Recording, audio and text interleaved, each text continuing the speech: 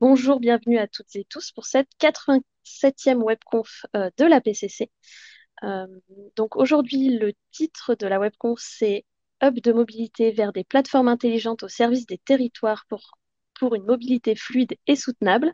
Et donc, pour parler de ce sujet, je suis accompagnée de Jean-Jacques Robin, qui est chef de projet mobilité et co-gérant de ITER. Bonjour.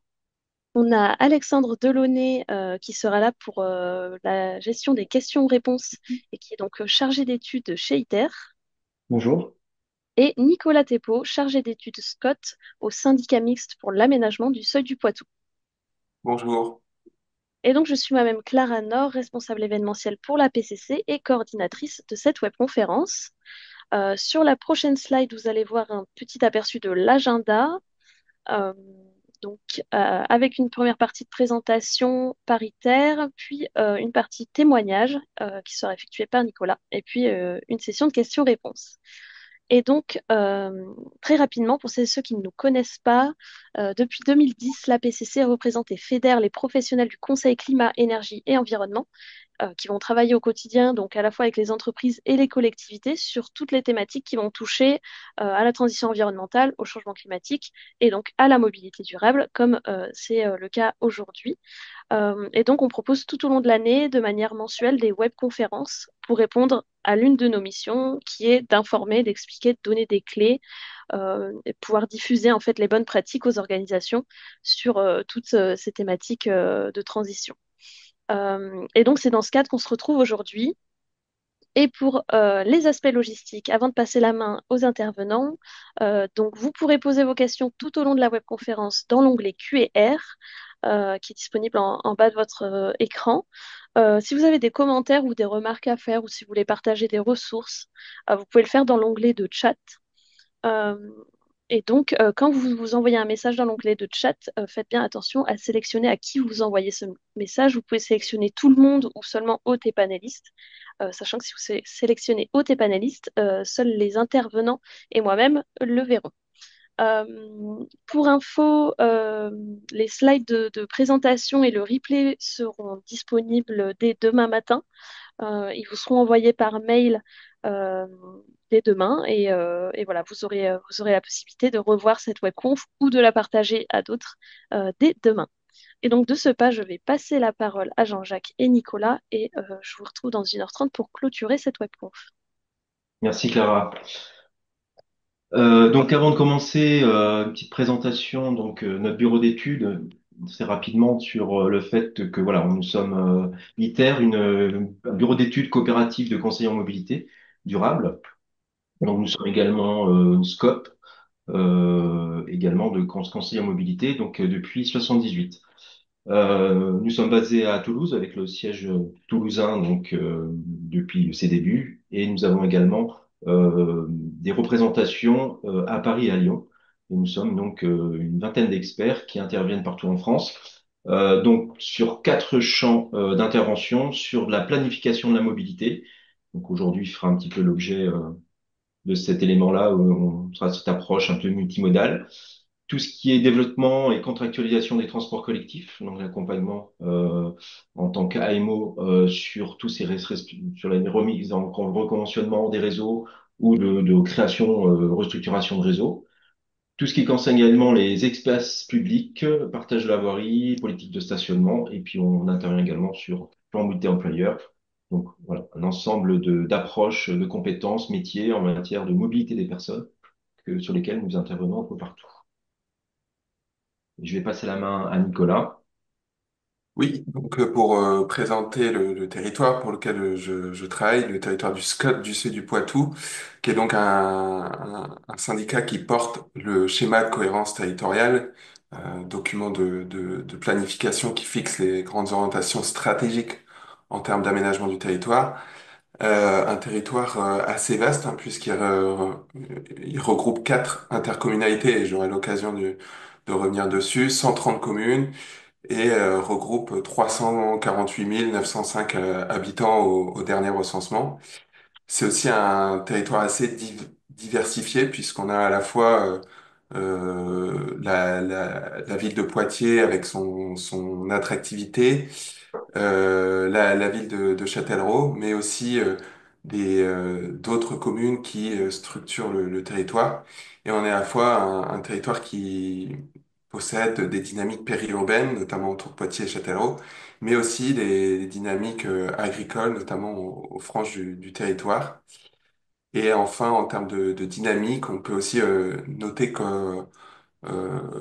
des dynamiques hétérogènes entre le nord du territoire qui voilà, connaît un peu plus de déprise, une dynamique démographique qui est stable, alors qu'au sud, on va plutôt avoir une dynamique beaucoup plus positive avec une attractivité plus forte. Et je vous ai mis à gauche de votre écran la carte de notre territoire et la carte de l'armature des transports pour que vous puissiez voilà, prendre connaissance de la structure des transports sur notre territoire et notamment cet axe majeur Châtellerault-Poitiers vers le sud, qui est l'axe en fait Paris-Bordeaux et qui structure la mobilité de notre territoire.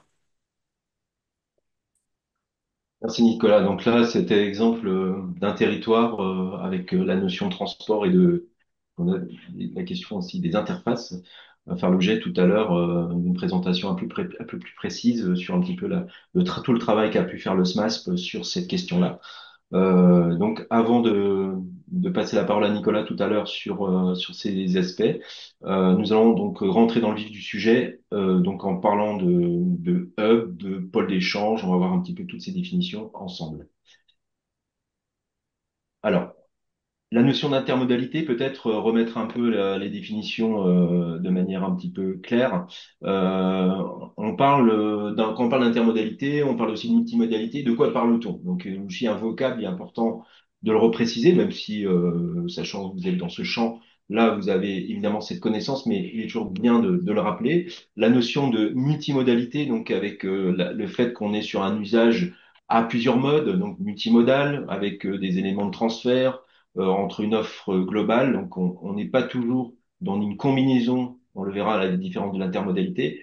On peut aller avec un mode, on peut aller en bus le matin et revenir en TER ou en train. Donc, c'est sur une même origine-destination. Donc, c'est là vraiment la notion de multimodalité et la notion qui différencie de l'intermodalité, même si on voit souvent que c'est des mots galvaudés, mais où on a vraiment une approche de la mobilité en séquence. Le premier exemple, on part en vélo et on se rabat au niveau d'un pôle d'échange et on prend un train. Également, on peut se joindre, rendre à une interface pour prendre le car ou le bus et ensuite la fin du trajet se fait également en train. Par contre, dans l'approche globale de l'intermodalité, on ne tient pas compte du déplacement piéton qui permet de rejoindre un mode seul. Sinon, la monomodalité n'existerait pas. Donc voilà, donc c'est juste pour repréciser un petit peu ces termes qui sont leur importance dans toute notre réflexion autour des hubs de mobilité.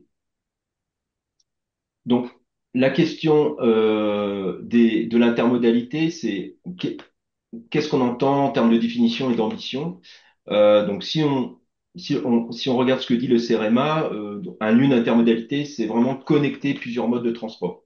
Donc, notamment pour assurer dans le parcours client voyageur de la fluidité, également permettre de juxtaposer des modes de transport. On parle d'un arrêt de bus, on parle voilà d'une gare. On a différentes approches au niveau de l'interface. Et on est là pour avoir une approche de créer un véritable système de mobilité cohérent et lisible. On verra que ces termes-là sont importants pour faciliter la correspondance, parce qu'on est sur une rupture de charge, donc il est important que l'interface, on ait une facilitation, une agilité, une optimisation au moment où on doit changer de mode. Et cela, c'est un petit peu l'enjeu, évidemment, d'un interface.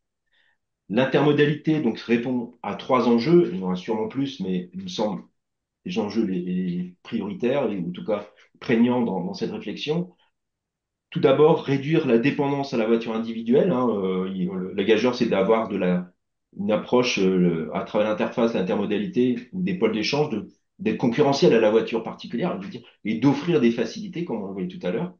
Et notamment, ce qui semble évident de voir des interfaces en milieu dense, urbain, mais aussi sur l'ensemble des échelles d'un territoire, qu'elle soit périurbaine ou rurale. La question de l'optimisation également des réseaux de transport, en facilitant le rabattement vers les modes structurants.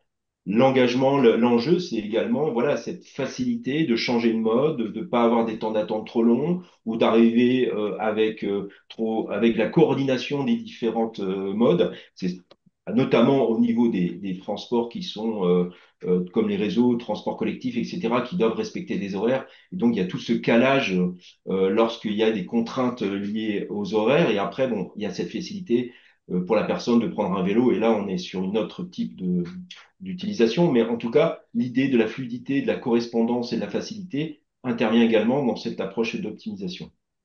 Et enfin, et ça fait écho à ce qu'on disait au tout début par rapport à la mobilité soutenable ou durable, de répondre aux enjeux climatiques et sociaux, donc en proposant une mobilité qui soit plus durable, accessible à tous. L'idée, c'est aussi que l'interface soit également un lieu de correspondance, d'échange pour tous les publics, tout type de public, public cible. On parle souvent du tout public, mais derrière, il y a plusieurs types de motifs. Il y a des personnes avec des difficultés de mobilité, par rapport aussi à l'accès des réseaux. Donc, tout ça questionne évidemment des échelles de territoire, questionne des publics, questionne voilà l'accès également physique ou numérique, on le verra tout à l'heure, en matière d'interface.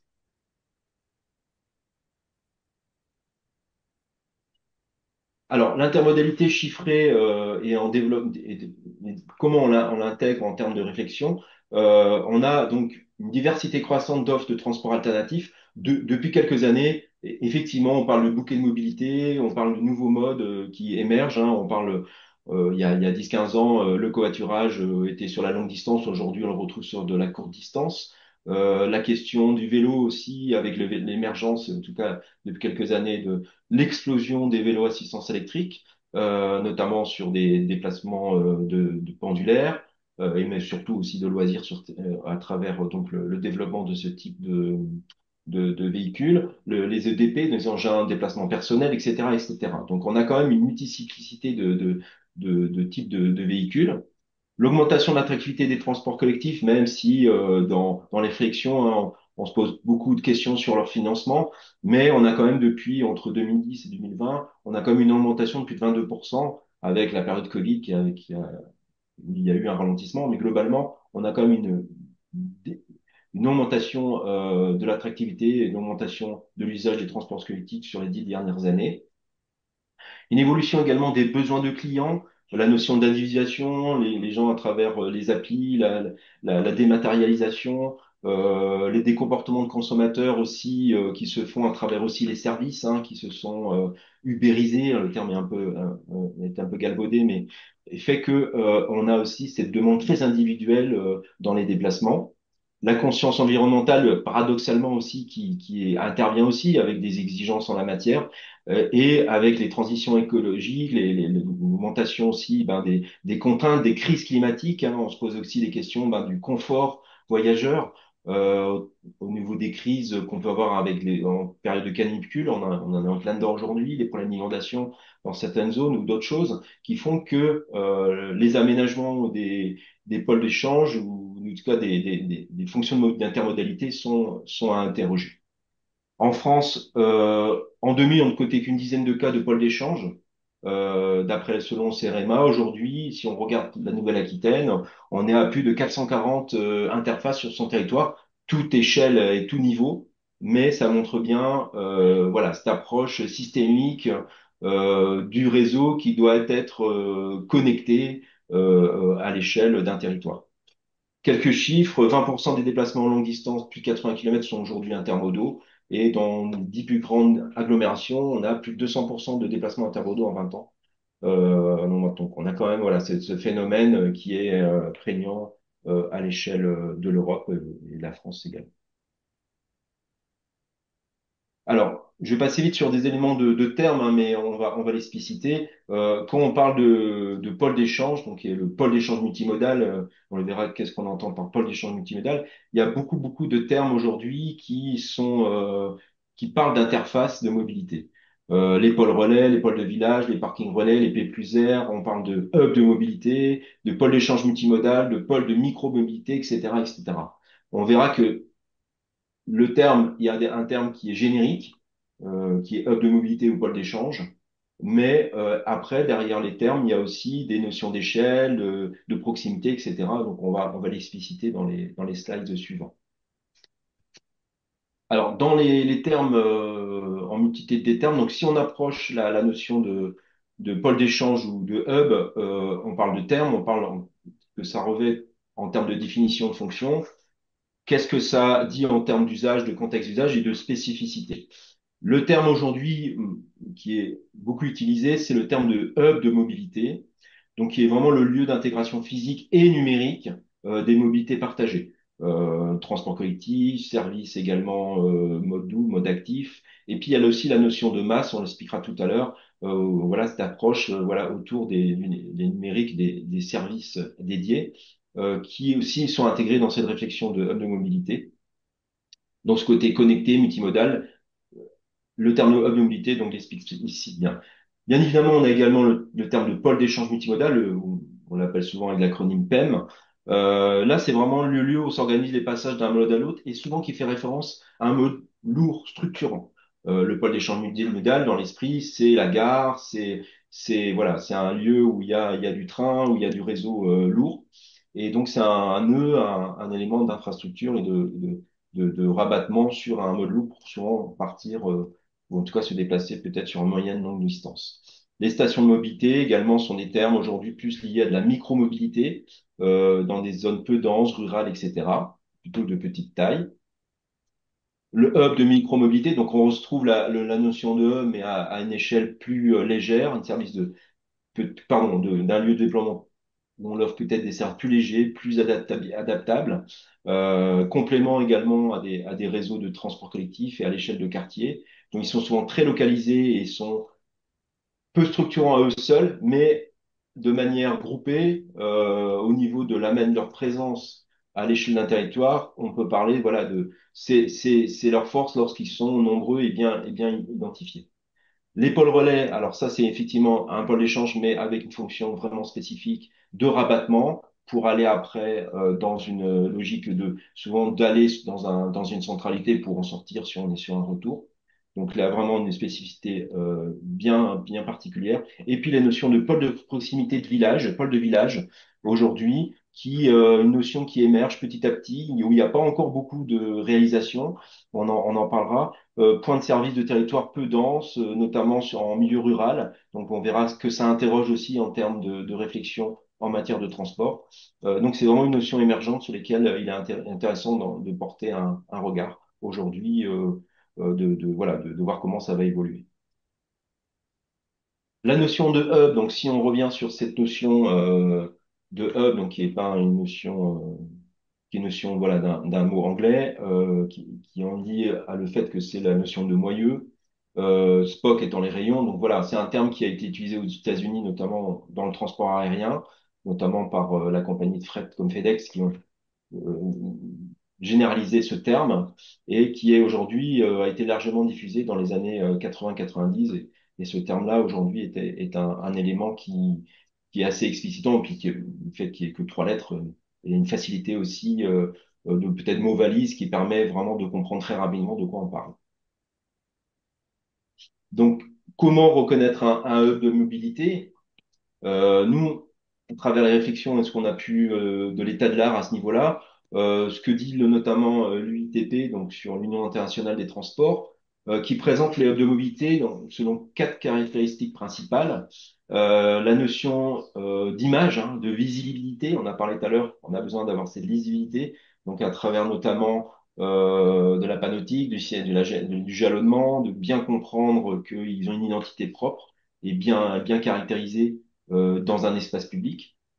Une diversité et de savoir ce que quand on le découvre, quelle typologie, est-ce qu'on est sur un hub important, voilà, structurant qui va nous permettre de se connecter à un réseau lourd, ou est-ce qu'on est sur peut-être un hub plutôt de micromobilité, de quartier. Donc tout ça demande aussi cette visibilité, cette compréhension spécifique. Une diversité d'offres de transport et d'infrastructures qui leur sont propres. donc on le verra, qui est vraiment lié aussi et qui permettent de comprendre leur typologie. L'intégration physique et numérique, on a parlé, le hub intègre ces notions physiques, de déplacement physique, mais aussi de numérique, de facilitation, de savoir et d'alerte au niveau des services de transport, qui facilitent donc la multimodalité. Et enfin, le quatrième point, c'est la mise en place de stratégies de making, pardon, en vue de créer des espaces sûrs et de qualité. On cherche aussi le confort voyageur.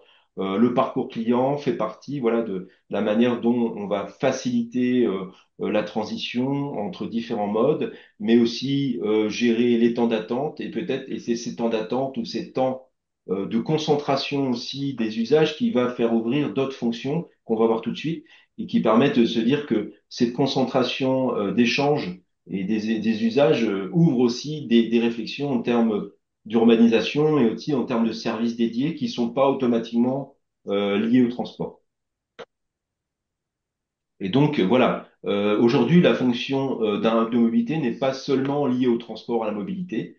On a aussi des notions de services qui sont intégrées et aussi d'approches urbaines. Si on rentre dans l'approche de services, donc à gauche, on a les services de mobilité, bien évidemment, le stationnement, les mobiliers associés, l'offre de transport collectif, donc des espaces aussi d'accès au réseau, aux véhicules, tout l'aspect autour de l'accessibilité et aussi qui est, lorsqu'elle est bien faite, liée à aussi l'accessibilité PMR. Des services créant aussi des lieux de vie, les aménités de services, de commerce, qui sont liés aussi aux lieux d'attente, mais aussi de consommation de temps, voilà, de services qui sont proposés dans ces lieux-là. Et également des services de confort, on en parlait tout à l'heure, qui peuvent être aussi de services par rapport à l'utilisation d'un véhicule personnel, de réparation, d'entretien, les temps d'attente, des sanitaires évidemment, les connexions Wi-Fi gratuites, etc., etc. Donc toutes ces notions de service qui est intégrée au hub, donc qui intervient dans la fonction de service. Donc la fonction de transport avec la signalétique, la billettique, la tarification, avec bien sûr des enjeux de facilitation, d'accessibilité, etc., de coordination, sachant que le principal handicap d'un hub, c'est bien sûr sa rupture de charge. Donc c'est comment la limiter et de vraiment permettre cette fluidité. Dans la fonction urbaine, un hub, notamment un pôle d'échange multimodal, où certains interfaces c'est l'occasion aussi de réfléchir l'aménagement d'un quartier à son insertion urbaine, parce que c'est un lieu de concentration et de passage. Donc l'idée, c'est aussi de réfléchir non pas seulement au service, au pôle en lui-même, mais l'ouvrir à des zones plus grandes. Donc c'est aussi la notion de coupure urbaine, d'accessibilité des réseaux, les problèmes de nuisance. Donc c'est aussi d'avoir une réflexion systémique de qu'est-ce qu'on veut faire aussi au niveau de l'utilisation du stationnement, des vocations du stationnement, comment on y accède au niveau du PEM, etc., pour que il y ait vraiment un usage facilité. Et donc, c'est tout aussi l'enjeu des villes lorsqu'on travaille sur un PEM, pas seulement la notion de service, mais aussi comment on y accède et quelles sont les facilités d'aménagement, en tout cas de cohérence aussi vis-à-vis des politiques, que ce soit en matière circulatoire ou de stationnement. Et on a donc les éléments de service du quotidien. On peut aussi avoir des points de vigilance sur les sentiments de temps perdu, sur des espaces. On le verra un peu plus loin sur qu'est-ce qu'on met, quels sont un peu les points de vigilance en matière de services dédiés sur les lieux d'interface. Alors, on a une grande variété de hubs de mobilité, donc on va vous le présenter. Alors, une classification peut être variée et complexe. Là, on a l'exemple flamand en Belgique, qui est allé assez loin dans la réflexion en parlant de famille desserte et de contexte urbain. Donc, ça a le mérite, en tout cas, d'avoir une typologie très précise. Donc, d'abord, sur une approche de desserte, est-ce qu'on est dans une notion interrégionale d'offre de transport structurant avec des maillages plutôt de grandes liaisons? Plutôt régional. Donc là, on rentre dans l'approche régionale de présence de lignes de transport collectif structurant, liaisons interurbaines, trains, etc.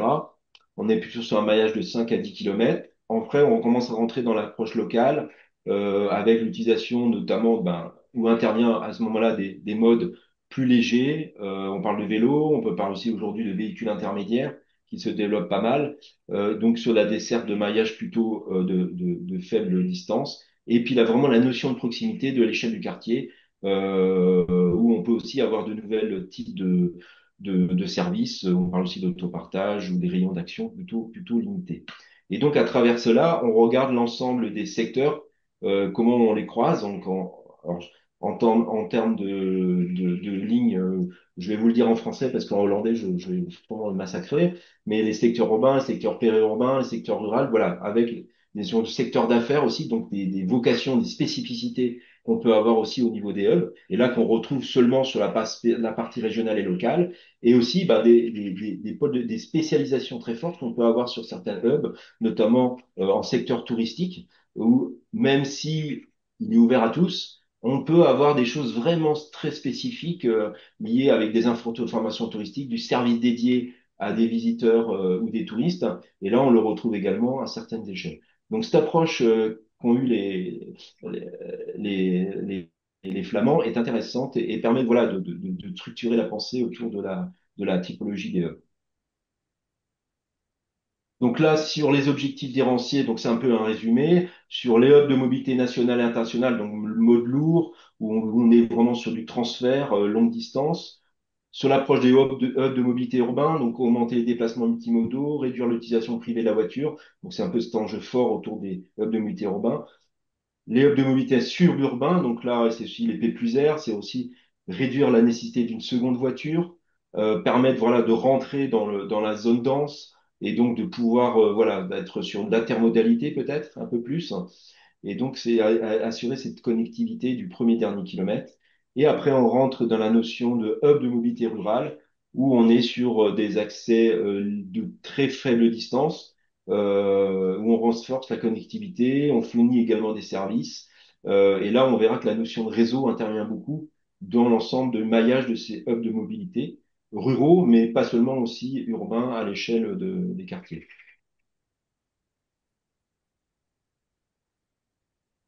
Quand on parle de mobilité, donc on l'a vu, c'était un petit peu sous-jacent et dans la réflexion.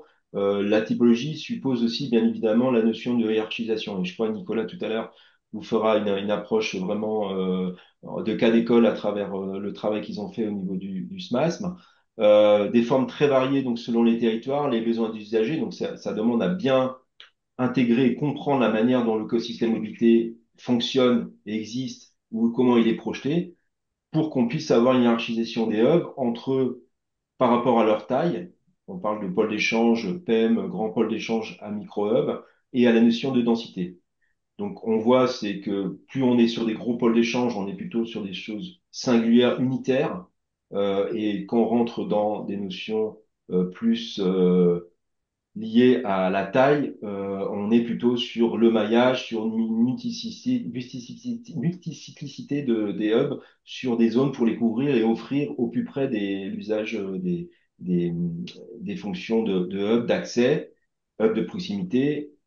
Donc on est là sur la facilitation autour, dans le cadre d'un quartier ou d'un secteur rural, et hub de transfert où on est là plus sur des connexions entre plusieurs modes, train, tram, etc., à des points névralgiques du réseau. Donc vraiment cet aspect de fonction et de hiérarchisation lié à l'approche du pôle d'échange ou du hub tel qu'on le conçoit.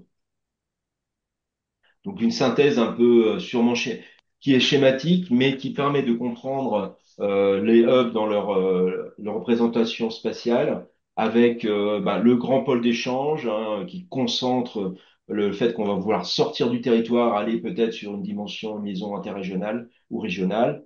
Ensuite, on est sur des pôles d'échange locaux, plutôt en zone urbaine, les pôles de micromobilité sur les quartiers périphériques. Et puis, on a la notion aujourd'hui de pôle d'échange suburbain aussi avec des pôles de rabattement pour ceux qui sont dans les zones peu denses, rurales et des marges. Et le pôle de village, qui est une notion un peu nouvelle. La représentation, là, l'image représente un pôle d'échange très fonction transport, mais on voit aujourd'hui, on vous l'expliquera tout à l'heure, le pôle du village est aussi des fonctions de service, etc., une réflexion autour de centralité où on est à la possibilité effectivement de pouvoir utiliser plusieurs modes, même dans des secteurs ruraux et peu denses. Je sais pas s'il y avait des questions, des choses par rapport à ça. Oui, il y avait une question, mais voilà, on pourra y répondre dans la troisième partie. C'était une question sur l'aspect de la ruralité et de la mobilité dans les espaces ruraux. Ça D'accord. sera plus Voilà, approfondi. on abordera on répondra à cette question tout à l'heure quand on sera sur une approche plutôt liée au pôle d'échange ruraux. Alors, je vais passer la parole à Alexandre qui va présenter quelques éléments de benchmark autour d'exemples ouais, de hubs structurants notamment. Donc, à la suite de cette synthèse, on a pu voir comment se composaient les différents hubs et pouvaient se connecter les uns aux autres. Donc, maintenant, voici un exemple emblématique d'un hub structurant à haute capacité. Donc, une gare multimodale qui absorbe, redistribue et connecte des flux massifs de voyageurs à l'échelle d'un pays. Donc, on parle ici de plus de 110 000 voyageurs par jour, avec donc un hub qui est desservi par un grand nombre de types de transports. Donc, on compte une ligne de métro, 3 lignes de tramway, plusieurs lignes de bus et bientôt des infrastructures améliorées pour les piétons, les vélos et les nouveaux services de mobilité, puisque cette gare, elle est en phase de, c'est un projet de restructuration qui vise cette gare. Donc, pour mieux intégrer tous ces modes et fluidifier les flux et en faire un réel lieu de vie avec des commerces, des services et un environnement public repensé. Il est aussi intéressant de savoir que ce site comprend actuellement un vélo-station de 1500 places, donc ce qui en fait le plus grand de France. Donc un vélo-station, c'est juste un espace où on stationne des vélos. Donc à l'opposé, en termes d'échelle, voici un hub de micromobilité. Donc les stations Gelby à Berlin, donc on est vraiment dans une approche totalement différente ici. Donc leur objectif, il est clair, c'est gérer le premier et le dernier kilomètre des trajets urbains.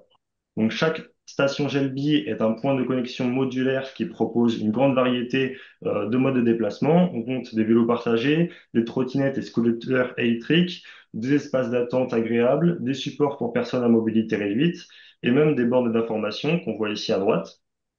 Ce réseau, il compte plus de 120 hubs répartis dans toute la ville, avec une intégration numérique forte qui est centralisée dans une application unifiée qui permet de localiser les hubs de micromobilité et à aussi réserver son mode de transport. Ce projet il est aussi porté par l'opérateur de transport public BVG, qui est en partenariat avec la startup Trafi, et donc il incarne une stratégie publique proactive pour organiser et encadrer les nouvelles mobilités partagées dans l'espace urbain, tout en garantissant donc une cohérence et une accessibilité avec une simplicité d'usage. Enfin, on va finir parce que vous demandez peut-être jusqu'à où on peut aller en termes de taille pour un hub de mobilité. La réponse, elle se trouve au Japon, à Tokyo, dans la gare de Shinjuku. C'est tout simplement le plus grand hub de mobilité non aérien du monde. On parle ici de 3,6 millions de passagers par jour.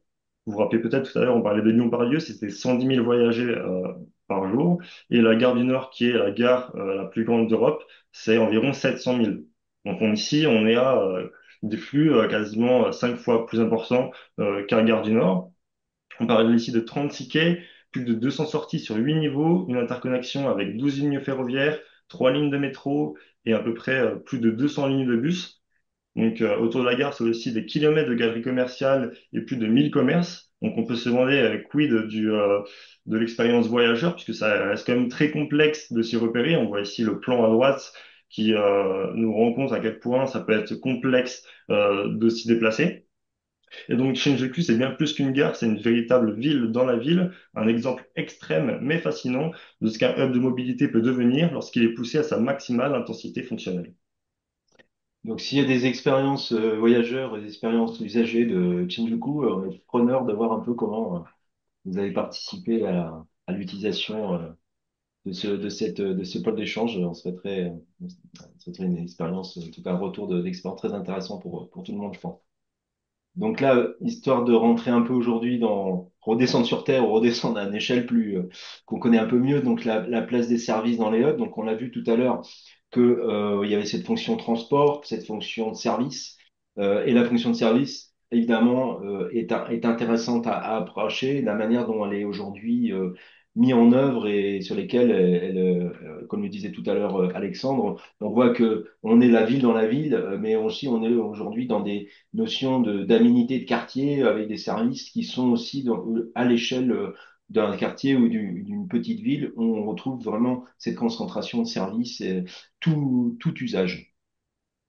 Donc on a vraiment cette notion de, on le voyait tout à l'heure par rapport à la gare de Lyon-Pardieu, hein, avec tous utilisés, et on le voit aujourd'hui nous également sur la plupart des pôles d'échange de grandes agglomérations, que ce soit Toulouse, Lyon, Toulouse, Bordeaux, vraiment d'avoir ces pôles, ces hubs multimodaux qui sont avec des services, des commerces, beaucoup de commerces, et voilà, qui viennent compléter les offres disponibles au niveau de la partie mobilité.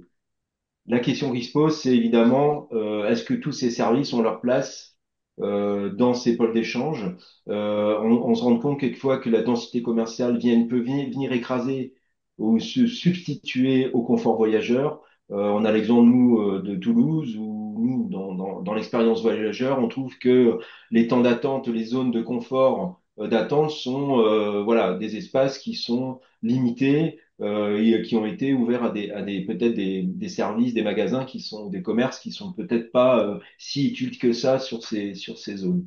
Voilà, donc ça c'est une question peut-être qui peut faire polémique. En tout cas, en expérience voyageur, je pense qu'on a tous eu.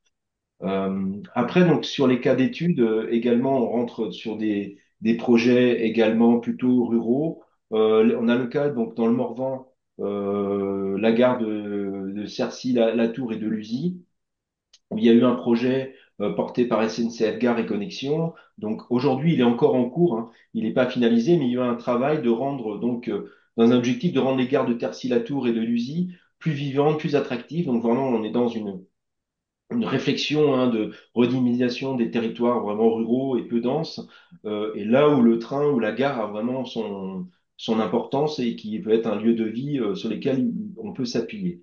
Donc l'idée de mettre en place une offre de mobilité avec du lieu de covoiturage, des bornes de recharge d'autopartage, de l'autopartage, etc., du vélo également. Donc, on le verra, ça interroge aussi d'autres approches hein, autour de ces lieux-là et d'améliorer le confort en gare. Donc il y a vraiment cette réflexion autour de ces gares du Morvan. Pardon. Et donc on a vraiment aussi la notion de réhabilitation de l'hôtel de gare en gare de maison de la jeunesse, la mobilité. Donc il y a aussi des approches qui sont pas que liées au transport. On essaie de concentrer aussi des zones d'échange parce que lieu d'échange veut dire que voilà, il y a une facilité aussi de leur usage pour d'autres motifs le transformation de la gare, donc une gare entre guillemets pas comme les autres qui vaut le détour et qui contribue à l'attractivité du territoire à Cercy-la-Tour. Voilà, la problématique du jalonnement, donc il y a eu tout un travail hein, de design de service de la part du territoire autour des réflexions autour de l'accès à certaines aménités l'expérience voyageur également, donc, et des services d'autoréparation. Donc tout ça, l'idée c'est aussi comment les coordonner, les réfléchir. Est-ce qu'ils ont tous leur place sur ces points nodaux? C'est vraiment l'enjeu de ces réflexions, notamment en milieu ruraux. Mais pas que, on l'a vu en milieu urbain tout à l'heure. Est-ce qu'on peut tout mettre? Ou est-ce que les bouquets de services, il faut un peu hiérarchiser et puis peut-être réfléchir à la notion d'importance, en tout cas de nécessité par rapport à l'expérience voyageur qu'on peut avoir. Maintenant, on va à Hambourg pour un projet, donc un autre cas d'étude sur le côté serviciel de mobilité, mais ici maintenant à une autre échelle et à une autre ambition avec le projet Move 21, porté par la ville de Hambourg et cofinancé par la Commission européenne. Donc ce projet, il s'inscrit dans une dynamique de transformation durable et inclusive des systèmes de transport urbain, avec des objectifs variés, donc favoriser la mobilité active, la marche et le vélo, renforcer les transports durables, améliorer la résilience du système de transport, optimiser la logique du dernier kilomètre et, ce qui nous intéresse le plus, contribuer à la cohésion sociale et la qualité de vie pour en faire des réels lieux de rencontre. Donc l'approche, elle est innovante via des living labs, donc des espaces urbains réels utilisés comme des laboratoires à ciel ouvert pour tester de nouvelles solutions. Donc, dans ce cadre, les pôles de quartier, ils sont conçus comme des hubs multifonctionnels qui regroupent donc la mobilité, la logistique urbaine et des services sociaux et environnementaux. Donc, un exemple concret qu'on peut citer, c'est le hub de la place Kaltenkircher à Hambourg. Donc, ce hub, il comprend un micro-dépôt partagé entre trois entreprises de logistique, une station de recyclage innovante appelée EcoHub et une série d'aménagements à destination des habitants, dont par exemple des toilettes publiques, des distributeurs d'eau potable, des jeux pour enfants, des espaces de repos végétalisés ou encore des zones ombragées.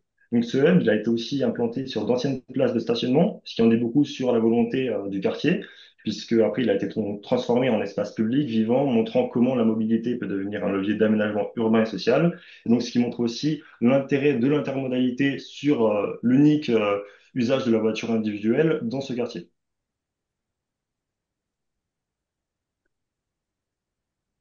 Donc on va aborder donc le troisième point sur la place du numérique dans les hubs. Donc on a vu que un hub c'est un interface qui physique, mais la notion de numérique, d'approche numérique est aussi aujourd'hui fortement approchée et interrogée.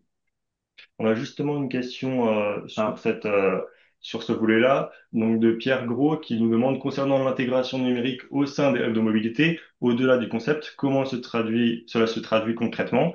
Donc justement, cette bah, c'est partie ouais, vise à répondre à cette question. Donc si vous avez une question complémentaire à celle-ci, voilà. n'hésitez pas à la poser. Bon, c'est un beau teasing, donc on va pouvoir entrer dans la matière, dans cette approche numérique effectivement. Donc le hub, la notion comme je disais, c'est un interface physique, c'est un interface numérique. Aujourd'hui, depuis quelques années, on est tombé sous le coup de l'évidence, mais c'est ce qui se passe effectivement. La notion on va voir la notion de masse, la notion de numérisation des services intervient sur cette approche d'intermodalité. Et donc, on a vraiment un essor du numérique, donc demande de plus en plus forte des usagers pour obtenir des informations qualitatives sur leur itinéraire. Donc, ça demande à avoir une approche voilà, systémique de l'ensemble des pôles d'échange et leur niveau d'attractivité et de, et de la manière dont les services.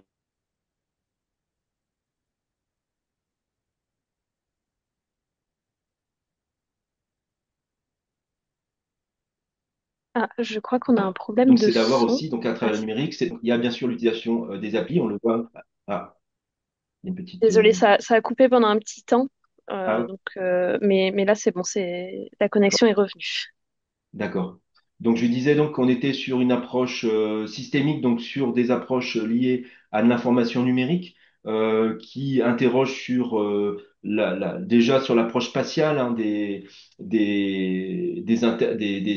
interfaces, donc avec et d'avoir des informations qualitatives sur les itinéraires, sur le lieu des interfaces et leur typologie et les services offerts.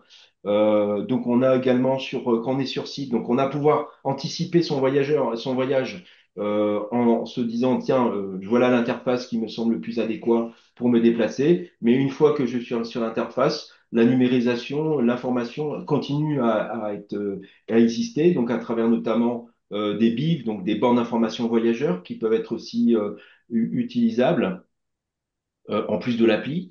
Là, on avait l'exemple au niveau de l'application de Gelbi, intégrée de l'application Gelbi à Berlin, donc qui donne également la situation des interfaces, des types de services offerts, hein, qu'ils soient dans une fonction urbaine, fonction de service ou de transport.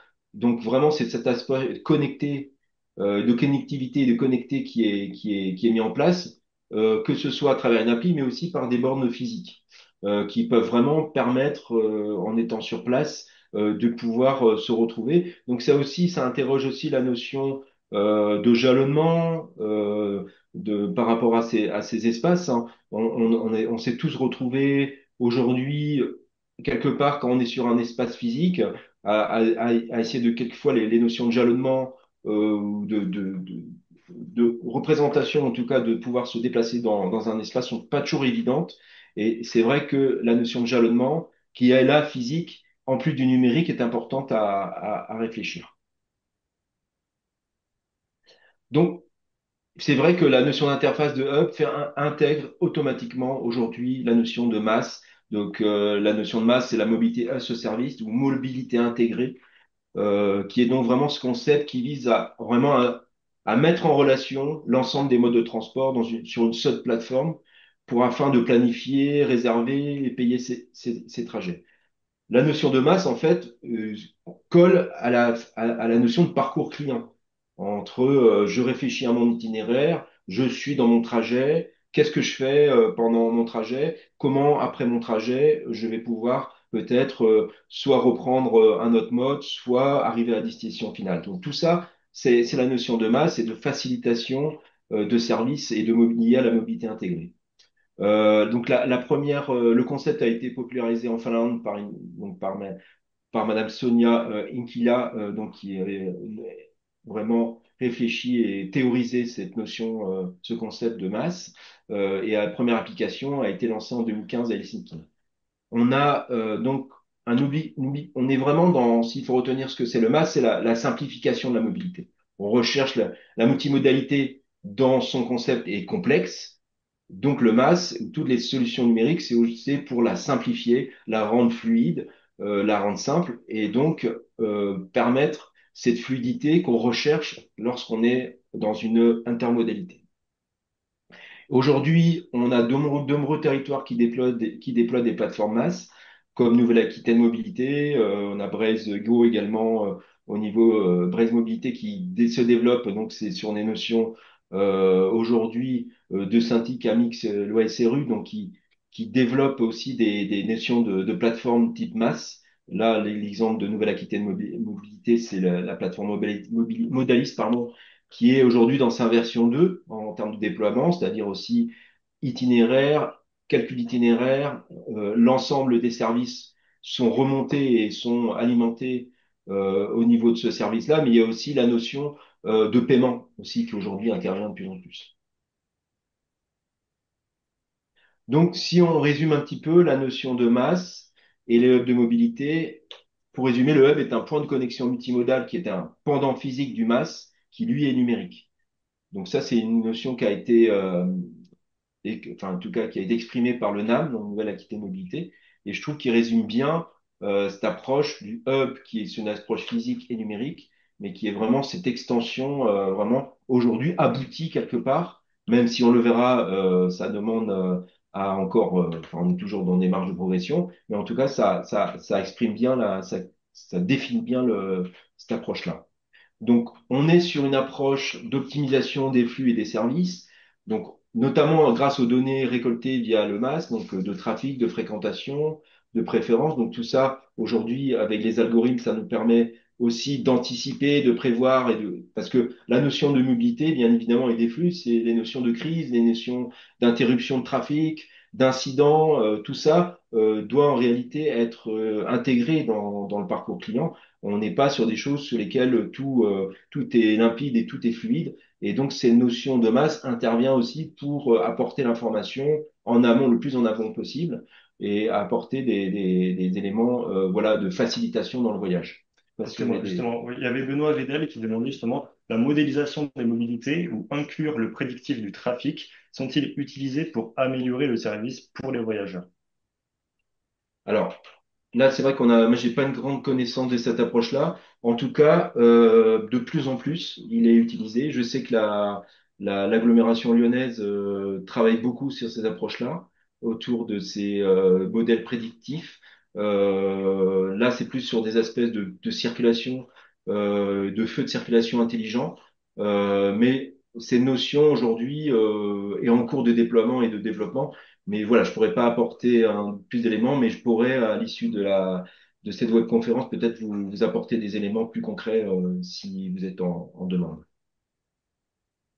Donc la notion d'encouragement à l'intermodalité, c'est voilà, d'inciter l'usager à enchaîner les modes sans contrainte et bien sûr intégrer les notions de crise ou de difficulté et de pouvoir apporter des solutions alternatives. Parce que lorsque vous avez un incident, comme on a pu tous le voir, on le voit bien dans un trajet, l'idée c'est de vous donner une alternative ou de vous sécuriser dans votre transport. On voit bien, c'est pas encore totalement abouti. On a tous été voilà, dans des expériences clients ou d'usagers qui nous a apporté des éléments de complexité et de difficulté de voyage. Mais aujourd'hui, voilà, cette notion de masse, notamment dans les hubs, peut apporter cette approche de fluidité et d'attractivité. Euh, les plateformes mass peuvent servir à réserver des services annexes du hub, donc notamment pour réserver des places de coworking. Donc là, on est sur des notions plus liées une extension de sa zone bureau. ou de services de réparation vélo. Donc ça peut aussi intégrer la notion de masse, la notion d'autres services connexes, pas automatiquement autour des services de mobilité. Donc aujourd'hui, on a la notion de masse qui intervient aussi dans des fonctions qu'on retrouve sur les interfaces, que ce soit les fonctions notamment de services, qui ne soient pas obligatoirement liées à une notion de transport. Donc, l'intégration toujours dans le numérique dans les hubs, c'est l'exemple de la communauté de communes de la Plaine de l'Ain qui a intégré physiquement le numérique dans ses hubs de mobilité par le biais de bornes tactiles d'information multimodale. Donc, bien évidemment, là, on est sur une notion physique pour intégrer, apporter des informations. Et on voit que ces notions-là peuvent se faire également sur des hubs modestes de petite taille à travers des approches voilà, de mise à disposition, que ce soit des bords numériques, donc qui sont complétés, comme on le voit là, par des applications disponibles en matière de sur téléphone ou sur ordinateur. Donc c'est toujours cette approche physique avec des bornes, etc., mais aussi par le biais voilà, des téléphones et de l'approche voilà, liée aujourd'hui donc à Internet, et les fonctions qui sont aujourd'hui ben, des notions de cartographie, de billettique, d'horaire, etc., des calculettes carbone, des calculettes de dépenses. Et donc la notion est très et quelque part infinie. L'idée c'est de pas en faire un truc complètement unique au final et lequel on se retrouve un peu comme on le voyait tout à l'heure dans les approches de service, on a du tout et de n'importe quoi. Donc c'est aussi la notion de hiérarchisation, de facilité de design de service, d'avoir l'accès à des informations qui soient utiles, enfin en tout cas qui correspondent au lieu et à son objectif, et ne pas se retrouver sur des notions de service qui ont été greffées parce qu'il y a une attractivité de ces lieux. Hein, donc, effectivement, le côté commerçant de dire je vais me greffer parce que ça va m'apporter une visibilité est à interroger. Il ne faut pas se retrouver avec un maelstrom de services qui n'ont rien à voir avec l'objectif initial de l'interface du hub de mobilité. Donc, la question de l'uniformisation des hubs de mobilité, l'approche de son insertion urbaine dans l'espace hein, est important et d'avoir des choses qui sont aussi visibles dans l'espace et qui sont facilitantes. Donc aussi, on parle toujours de design de service dans cette approche. Et là, on a l'exemple je sais pas si tu veux le présenter, des PIM Mobility. Donc, P-Mobility, qui est une entreprise privée, donc qui propose des modules uniformatisés, donc qui permettent d'avoir des coûts amoindris et une image de marque directement développée par l'entreprise privée, avec des tarifs des modules qu'on vous présente ici, donc avec un investissement initial d'environ 60 000 euros, un coût de fonctionnement d'environ 10 000 euros annuels et une exploitation annuelle d'environ 35 000 euros, ce qui vous permet d'avoir un exemple concret de développement de mobilité à travers une entreprise privée comme Pile de mobilité ici. Voilà, donc un peu des exemples un peu voilà, d'uniformisation, de design de services qui sont intéressantes à regarder et à voir comment on peut aussi, parce que la notion de déploiement de stations, c'est aussi cette notion de réseau et de voir que dans la visibilité qu'on peut avoir de ces hubs, on les identifie dans l'espace et c'est le cas. Donc on avait vu tout à l'heure à travers l'exemple de Berlin mais le voir aussi en milieu rural pour avoir aussi ces kits de spécification des différents modes et des services associés à un hub. Donc, Pierre Verdier demande, bonjour, peut-on faire un point sur les obligations législatives et notamment pour les PMR vis-à-vis de la masse?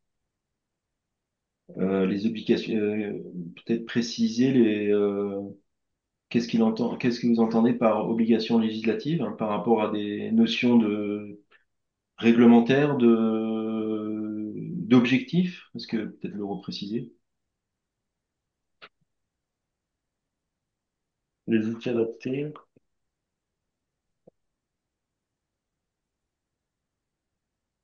Alors peut-être, si vous pouvez ouais, peut-être compléter un ouais, petit peu votre complétant. question. Ouais. Est-ce que vous pouvez rappeler si les services de masse sont obligatoires pour les PMR?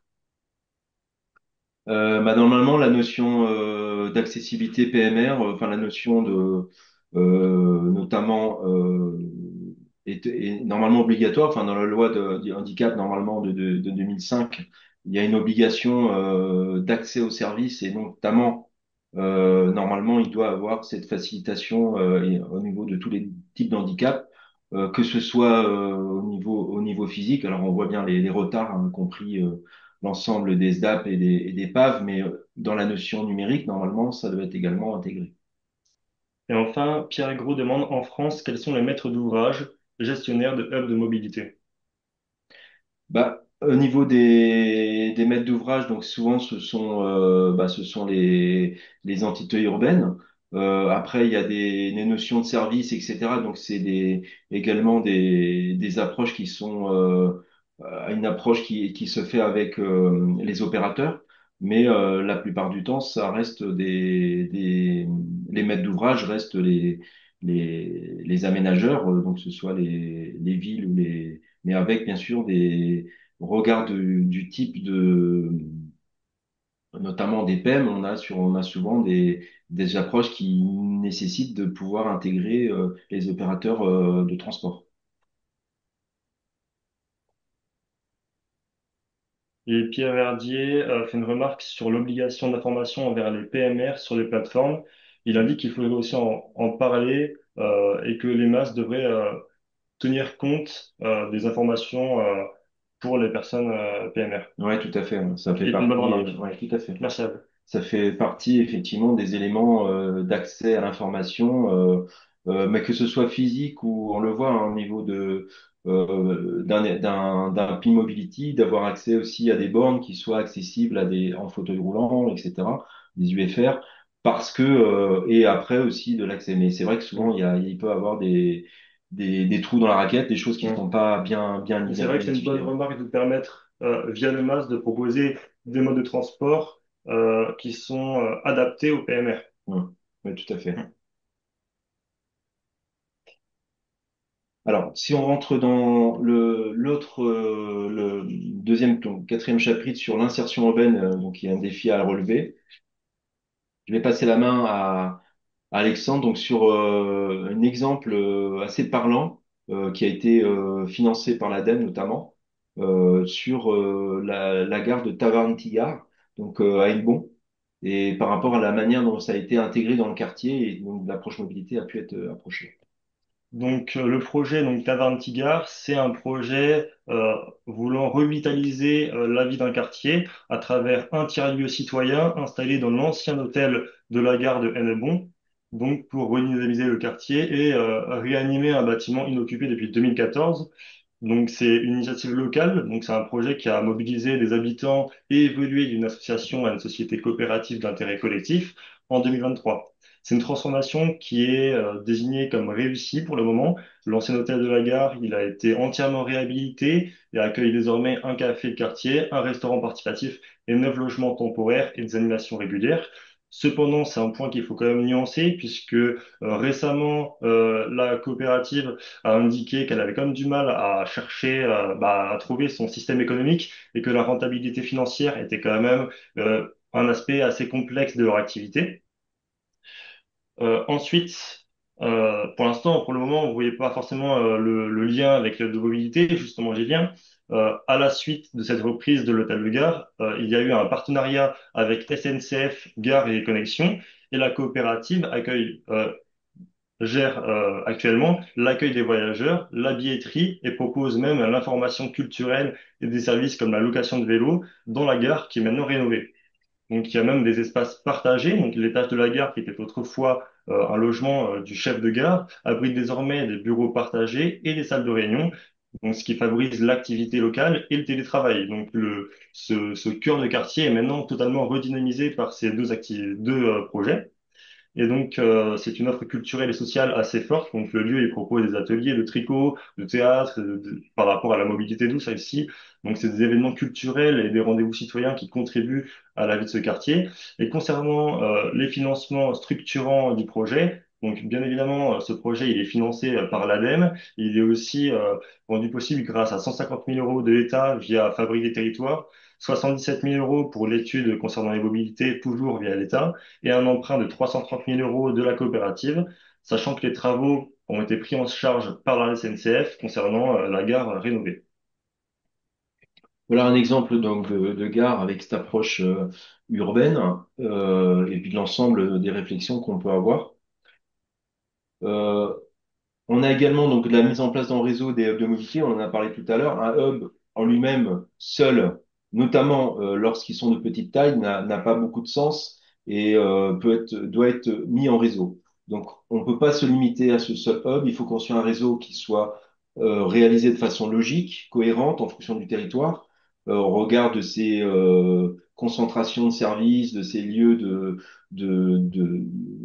d'urbanisation. Donc, ça veut dire aussi d'avoir une réflexion d'aménagement et de voir comment se connecter avec l'ensemble, que ces hubs puissent se connecter entre eux, pardon.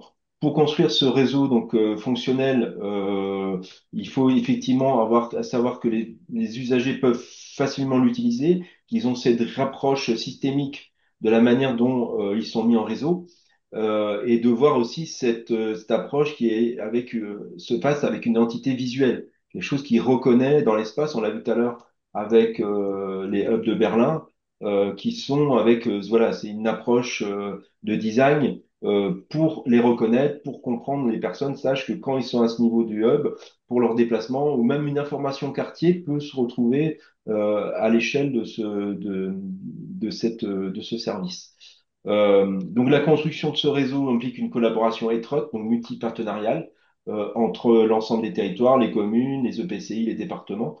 Donc ça va avoir une approche à chaque fois, on le voit, les hubs interrogent, et ça faisait peut-être partie un peu des questions tout à l'heure, qui est autour de la table, qui est le maître d'ouvrage, quelles sont les compétences, mais qui derrière pilote le hub, c'est effectivement une notion importante à avoir. Et c'est vrai que la place des collectivités, que ce soit les communes qui ont souvent la compétence voirie et du foncier, interroge aussi sur le maître d'ouvrage final. Une enquête menée à Brême sur des pôles de change de mobilité a révélé que l'un des principaux facteurs notamment de satisfaction des utilisateurs, était la faible distance entre les stations. Donc c'est aussi cette possibilité voilà, de pouvoir se les repérer visuellement et de se repérer dans l'espace et de savoir que tel quartier ou tel espace dédié, on retrouve un pôle de mobilité dédié.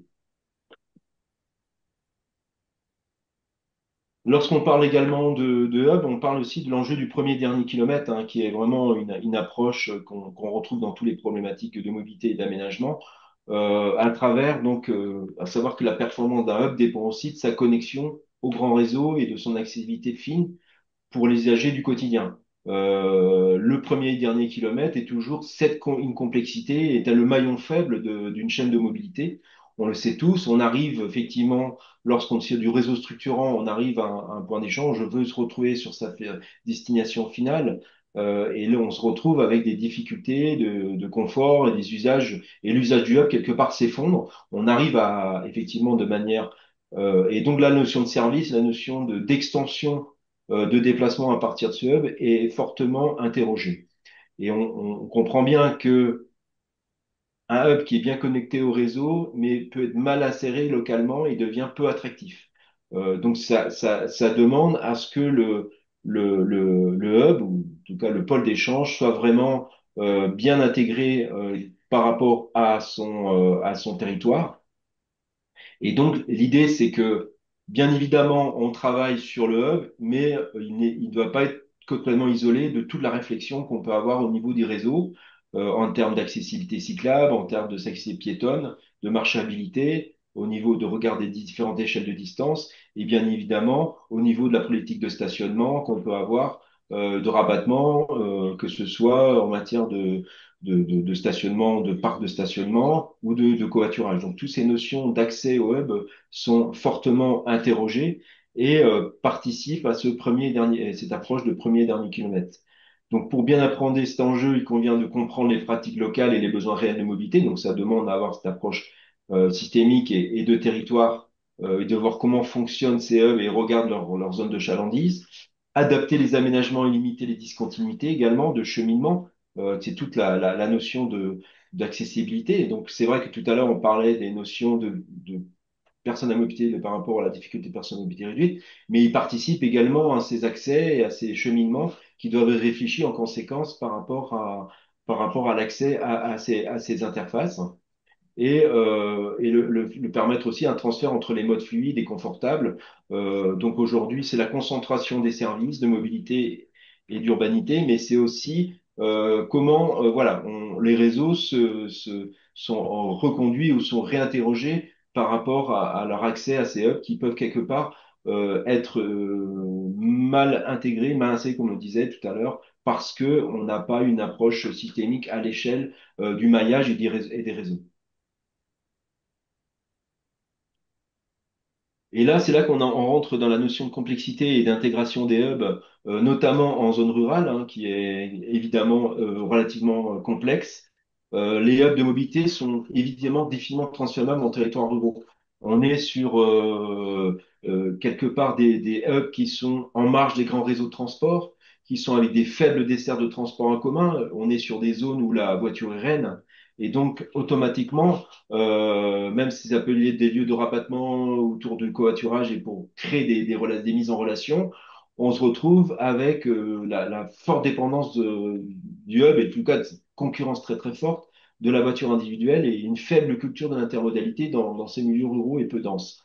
Et donc, la question du travailler sur les continuités cyclables et notamment et avoir dans l'approche de continuité, de sécurisation, qu'on a évidemment dans les milieux urbains, mais qui est encore plus prégnante en milieu rural.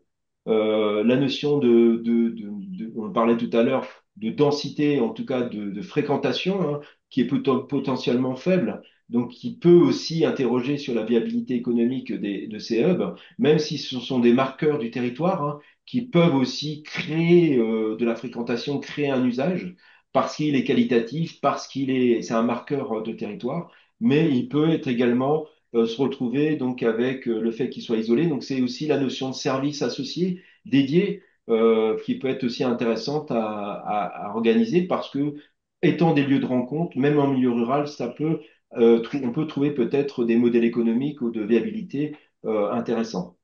Et bien évidemment, la fracture numérique qui peut aussi limiter l'usage de certains services, même si on peut trouver voilà, des approches numériques ou de masse hein, en milieu rural, mais c'est effectivement un enjeu, un gageur à avoir dans la réflexion. Donc, Donc on a un exemple de hub, de maillage en espace rural que vous vous présentez, Alexandre. Tout à l'heure, on avait une question de Yasmine Pataille. Donc, je commence par ça, ça va pouvoir amener sur l'exemple, qui demandait comment développer la mobilité durable dans nos zones rurales. Chez nous, à la Salvetage sur la Goutte, le transport individuel est très pratiqué car les transports en commun, bus, n'est pas fréquent et par conséquent, les particuliers sont obligés d'utiliser leur véhicule. Je vous en remercie. Ici, on vous propose un exemple. Bon, bien sûr, hein, ça reste très complexe comme homme de mobilité en espace ruraux, comme on l'a dit précédemment, ça reste très complexe. Mais il y a eu un exemple qui a été réalisé dans la communauté de communes Pays de l'Imbre, dans le Pas-de-Calais, donc un territoire de 35 communes pour 36 000 habitants. Donc ça montre l'aspect rural du territoire. Le choix, ça a été de mettre en place 7 stations sur le territoire, donc avec des services d'autopartage, de vélo-partage électrique, de transport solidaire et des lieux de covoiturage, donc tout ça dans une même station, dans des espaces ruraux présélectionnés dans le projet. Et tout ça aussi connecté par des outils numériques permettant la réservation et l'évaluation du fonctionnement par les opérateurs. Donc, comme on peut le voir, hein, l'outil numérique, c'est pas réservé juste aux espaces urbains très complexes. Hein, les espaces ruraux peuvent aussi en bénéficier. Donc, pour un budget total de 420 000 euros hors taxe pour ces 7 stations sur le territoire. Et après un an, les retours sont plutôt positifs et la démarche est en poursuite sur le territoire. Donc, je vais passer la parole à Nicolas, du Seuil du Poitou, qui va vous apporter voilà, un éclairage vraiment pratico-pratique hein, de son expérience en tant que acteur et chargé de mission au niveau du syndicat mixte, et voilà, pour les apporter vraiment des éléments très concrets par rapport à leur réflexion en matière d'interface et de hub. Je te passe la parole. Oui, merci Jean-Jacques et merci Alexandre. Ça me permet en toute humilité de partager nos réflexions sur ces sujets d'intermodalité. Je vais pouvoir voilà, témoigner sur comment nous on s'est saisi de ce sujet de l'intermodalité avec cet objectif sur ce grand territoire qui est le SCOT du Sud du Poitou de réussir à mettre en place un maillage de pôles d'échange voilà, sur l'ensemble du périmètre du territoire. Pour démarrer, je voulais juste rappeler pourquoi le SCOT, qui est du coup un document de planification, s'intéresse à la mobilité. Alors nous, localement, on a la particularité, donc on a quatre intercommunalités, la communauté urbaine de Grand Poitiers, la communauté d'agglomération de Grand Châtellerault et la communauté de communes du Haut-Poitou et la communauté de communes des Vallées du Clin. Ces quatre intercommunalités sont autorités organisatrices de la mobilité. Et au début du mandat, il a été décidé de mettre en place une coordination entre ces quatre AOM et cette coordination donc, est animée par le SCOT du C du Poitou. En parallèle, on a, durant ce mandat qui se termine, mené plusieurs actions sur ces sujets de mobilité. On anime notamment des échanges avec la région sur le renfort de l'offre en carrés régionaux, ce qui est un élément important quand on étudie les pôles d'échange multimodaux. On a fait une étude sur les liaisons cyclables inter-EPCI. On a réalisé dernièrement un recensement et la qualification des aires de covoiturage de notre territoire. Et donc, on a cette étude sur le maillage du SCOT par les pôles d'échange que je vais vous présenter. Mais voilà, cette échelle, en tout cas, elle est aussi intéressante parce que c'est une échelle stratégique. On a aussi la vision globale bah, de ce que fait chaque PCI. On anime cet échange avec la région sur le renfort de l'offre de transport en commun. Donc, ça nous permet d'avoir cette vision globale et un peu stratégique de ce qui se fait et ce qui facilite la mise en place d'un réseau comme ça de pôles d'échange. Pour en revenir sur les origines des réflexions sur les PM, en fait, ces réflexions, elles datent de 2014 où on avait réalisé en amont de l'élaboration du SCOT un schéma de mobilité qui reste pour notre territoire un peu la référence sur ces sujets-là et qui avait pour objectif en fait de répondre un peu à la question de quel type de développement urbain euh, envisageable et quelle mobilité associée à ce type de développement urbain.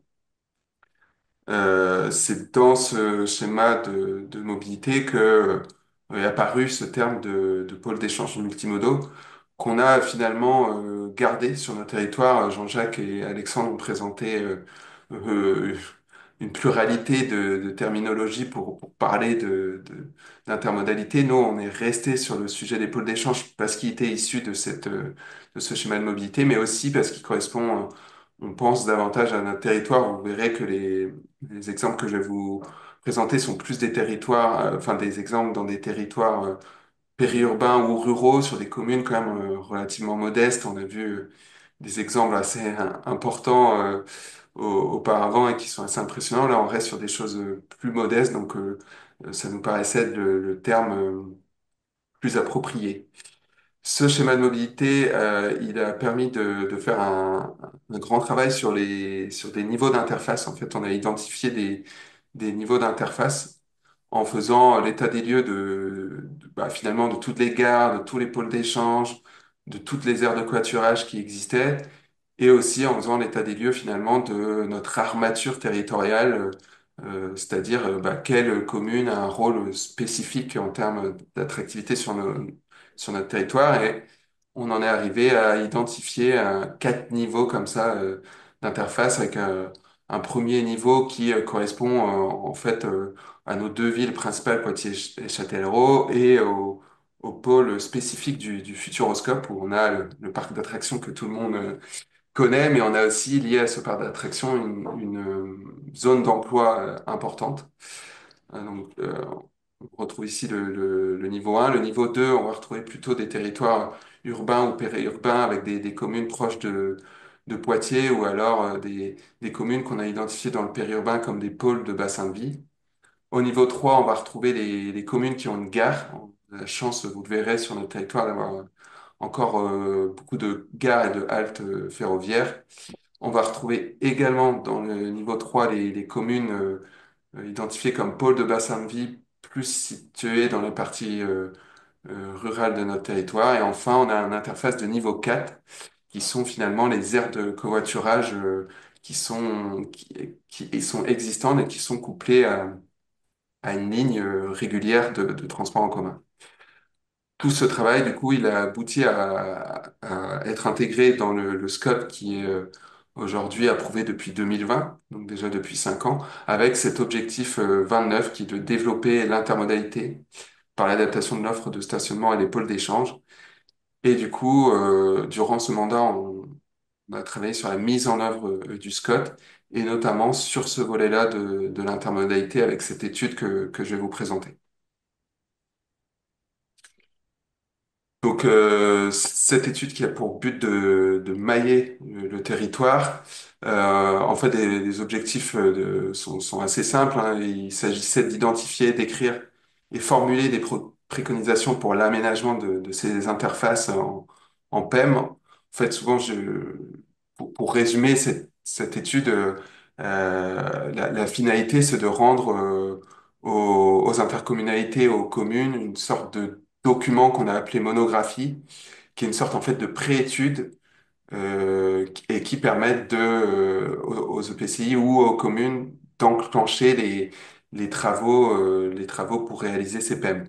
Mais nous, voilà, on est resté vraiment sur un niveau assez stratégique d'identification des PEM en fonction de l'offre de mobilité, avec un premier travail de préconisation, mais qui reste assez succinct.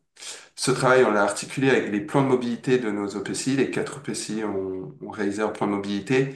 Et dans ces plans de mobilité, on a parfois des projets de renforcement d'offres transport en commun, de lignes de covoiturage. Donc voilà, on a pris en compte ces projets-là dans une dimension prospective pour aussi identifier des pôles d'échange en bout de ligne ou sur les lignes de covoiturage.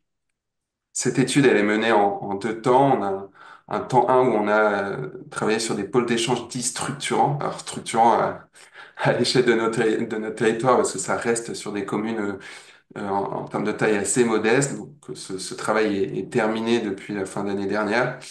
Et en ce moment, je vous présenterai rapidement, on est en train de travailler sur une étude sur les pôles d'échange complémentaires. Là, on est plutôt sur des communes rurales ou périurbaines on parle quand même de pôle d'échange, mais nous, sur ce type d'interface, on parle aussi d'aires de mobilité. En fait, la réalité, c'est que c'est des aires de covoiturage qu'on souhaite améliorer, qu'on souhaite développer l'offre de mobilité, mais ça reste voilà, une typologie de PEM assez modeste.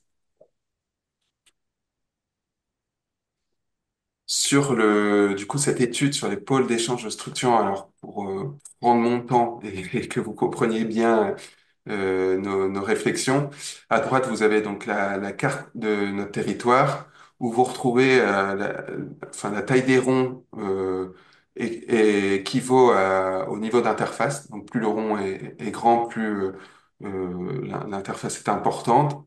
Et les couleurs correspondent à l'état des pôles d'échange. Donc en vert, vous avez les pôles d'échange qui sont considérés comme fonctionnels, en bleu foncé ceux qui sont à créer et en bleu clair ceux qui sont améliorés. Et on a également un grand nombre de pôles pour lesquels on n'a pas d'informations. C'est souvent les pôles d'interface enfin, numéro 4. Pour cette partie sur les pôles d'échange structurants, en fait, nous, on s'est concentré donc sur les interfaces 2 et 3 et sur les pôles d'échange à améliorer ou à créer.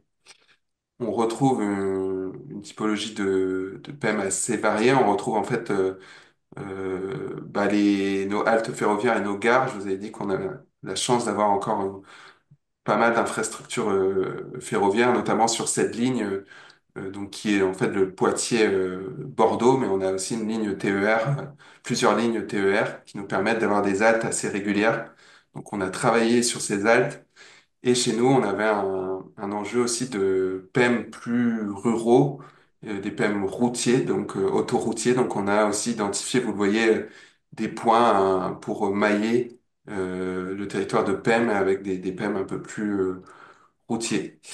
Donc voilà, sur cette étude, on a vraiment des communes à un profil un peu diversifié, parfois des communes périurbaines, parfois des communes sur des axes structurants et parfois finalement des communes un peu plus isolées mais qui correspondent à des pôles de bassin de vie sur notre territoire. Sur, sur cette étude sur les pôles d'échange structurants, donc ce que je vous ai dit, la finalité, c'était de rendre aux communes et aux EPCI cette sorte de préétude pour pouvoir enclencher ensuite des travaux de pôle d'échange. Vous avez à droite un exemple de pôle d'échange qui a été réalisé sur notre territoire, sur la commune de Vouillers, qui est à 15 kilomètres de Poitiers. Donc, on a des préconisations qui sont adaptées forcément à différentes typologies des communes qu'on a étudiées. Donc voilà, on a notamment des préconisations sur l'aménagement du PM, enfin rendre attractif le lieu avec un espace public accueillant, de la végétalisation, etc. Une signalétique dédiée, pourquoi pas commune à l'échelle du SCOT, des préconisations sur les équipements à installer. Bon, il n'y a rien de novateur, hein. Voilà, on est resté à un niveau assez stratégique. Et une réflexion aussi, et ce qui est peut-être un peu l'originalité de notre travail, une réflexion sur l'accès à ces PEM. On parlait du premier et dernier kilomètre. Donc voilà, on a un peu travaillé sur l'accès en vélo à ces PEM et même à ces PEM ruraux, l'accès piéton et aussi parfois à la localisation stratégique de l'arrêt de bus, puisqu'on avait, par exemple, dans certains cas, des zones où on avait une aire de covoiturage avec pas mal d'équipements et on avait finalement l'arrêt de bus qui était éloigné à 300 mètres. Donc voilà, c'était de revoir un peu globalement l'offre, l'offre de mobilité.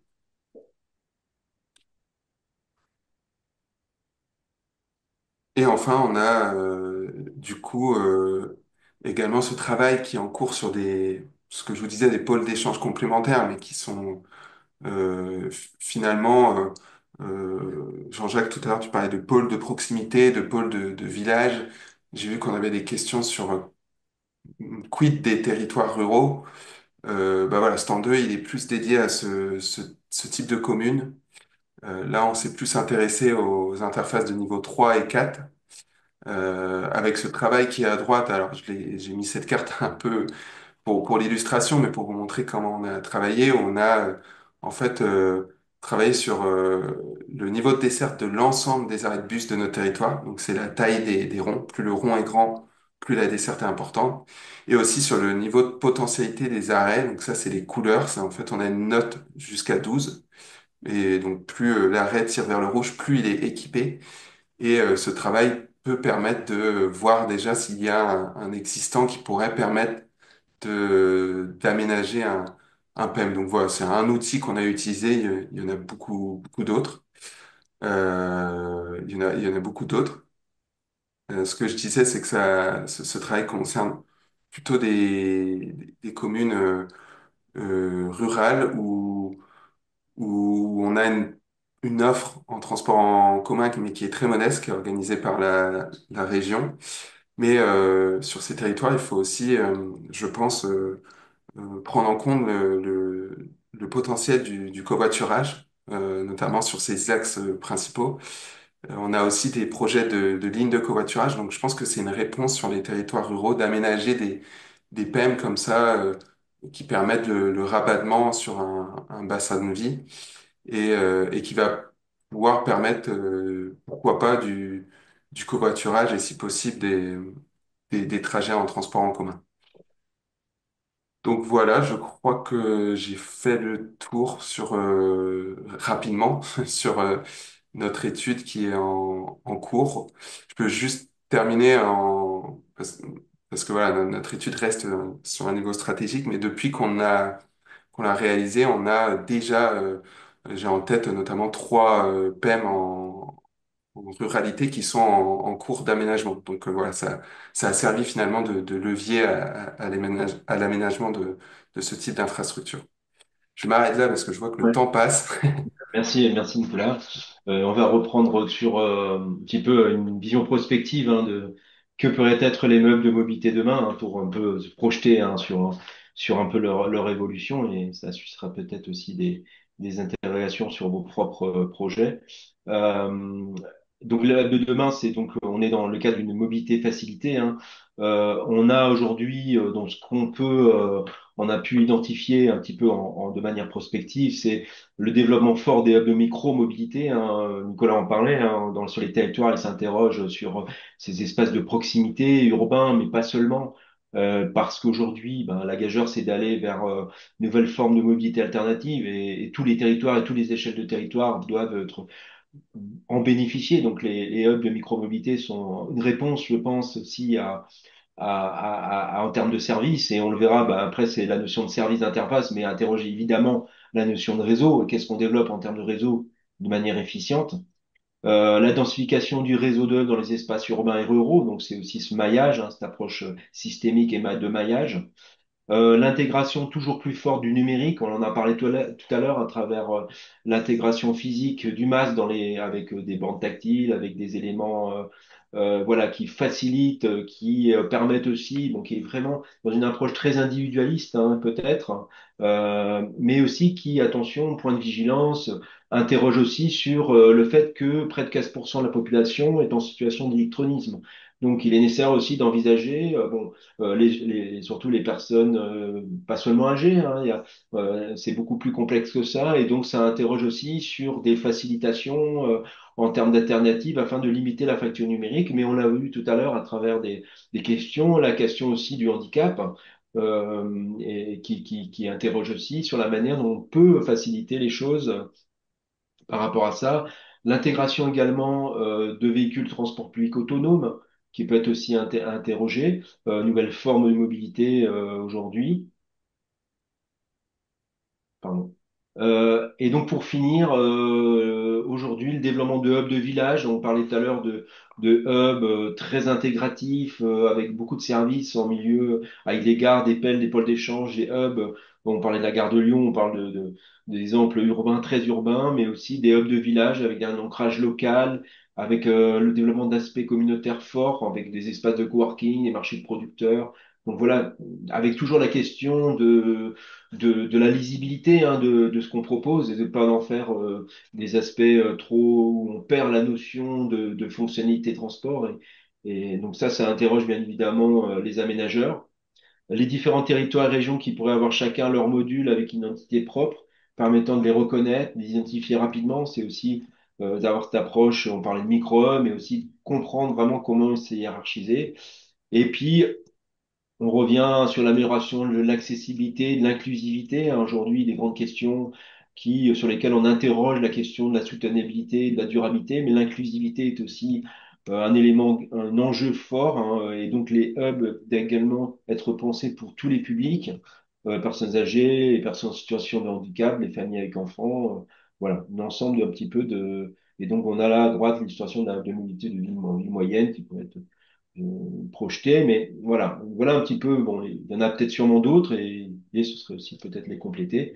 Mais en tout cas, voilà, aujourd'hui, on est dans cette approche systémique d'insertion dans la ville, mais aussi dans les milieux ruraux pour avoir voilà ces lieux de rencontre hein, qui aujourd'hui peuvent être sont importants pour aussi garder les populations et avoir cette représentante. Et on est vraiment, on est au-delà de la mobilité et de transport, on est dans l'aménagement du territoire à différentes échelles.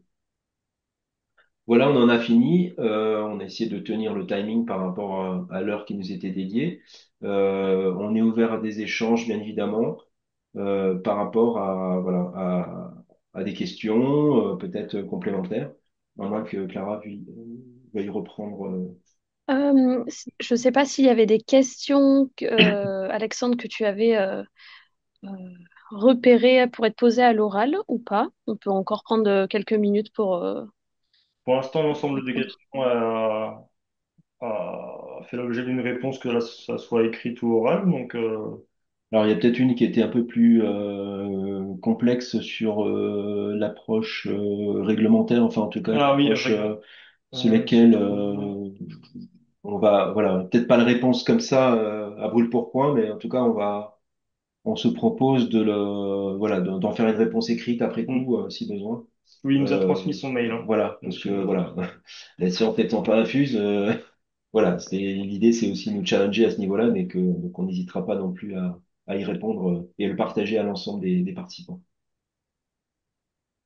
Super, bah écoutez, je pense qu'il y a pas d'autres questions.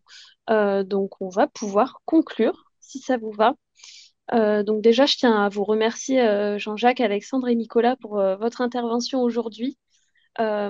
Pour information, donc le replay, le support de présentation euh, vous seront envoyés donc dès demain. Ils seront disponibles sur notre site, donc sur la slide suivante.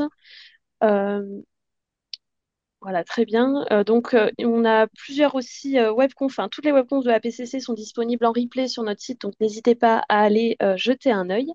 Euh, et donc, si vous êtes, pour le coup, si vous êtes un cabinet d'études, que vous réalisez des missions de conseil sur les thématiques qui s'affichent à l'écran, je vous invite à aller regarder notre rapport d'activité qui pourra vous donner une idée de tout ce que fait l'APCC, et ce qui pourrait potentiellement vous intéresser sur la slide suivante et celle d'après. Euh, voilà, si vous êtes intéressé, n'hésitez pas à revenir vers nous pour, pourquoi pas, adhérer à l'association comme le cabinet ITER est adhérent depuis plusieurs années maintenant.